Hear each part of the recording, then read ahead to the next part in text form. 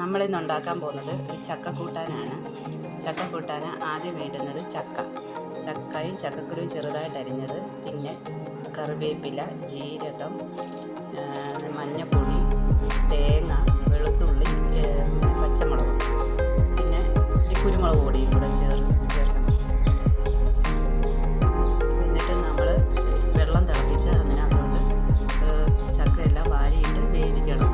അടപ്പ് വെച്ച് അടച്ച് മൂടി വേവിക്കണം.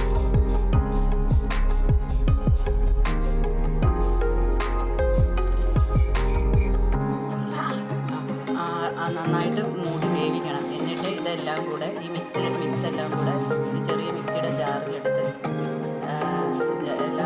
എല്ലാം ആ മിക്സിയുടെ ജാറിലേക്ക് ആ ഇൻഗ്രീഡിയൻസ് എല്ലാം കൂടെ അതിനകത്തോട്ട് ആക്കണം.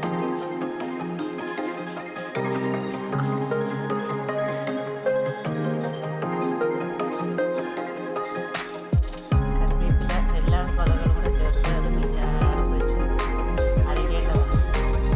അരയ്ക്കാൻ പോവുകയാണ്. പ്ലീസ് നല്ല രീതിയിൽ ചതച്ചരയ്ക്കും.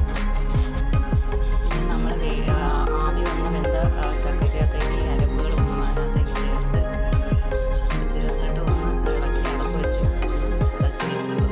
അതിൻ്റെ ആ പച്ചച്ചെവി ഒന്ന് മാറുന്നത് വരെ ഒന്ന് അടച്ച് വെച്ചിട്ട് ശകലം ഉപ്പും കൂടെ ഇട്ട് ഈ കറിവേപ്പില ഇട്ട് നന്നായിട്ട് അത് ഇളക്കുക. നല്ല രീതിയിൽ ഇളക്കി അത് കുഴച്ചെടുക്കുക.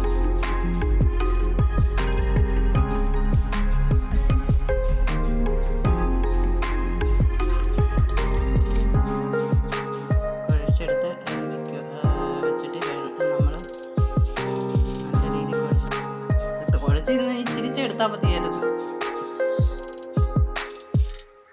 സ്വല്പം പച്ച വെളിച്ചെണ്ണ ഒഴിച്ച് ഒന്നും കൂടെ ഇളക്കുക. നന്നായിട്ട് ഇളക്കി അത് ഇതാക്കിയിട്ട് നമ്മൾ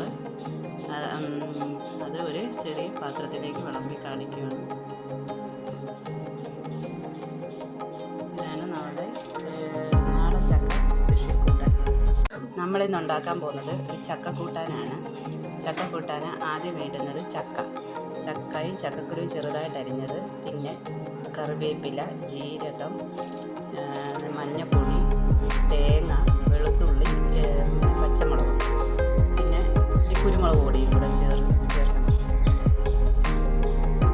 എന്നിട്ട് നമ്മൾ വെള്ളം തിളപ്പിച്ച് അതിനകത്തോട്ട് ചക്കയെല്ലാം വാരിയിട്ട് വേവിക്കണം. അടപ്പ് വെച്ച് അടച്ച് മൂടി വേവിക്കണം.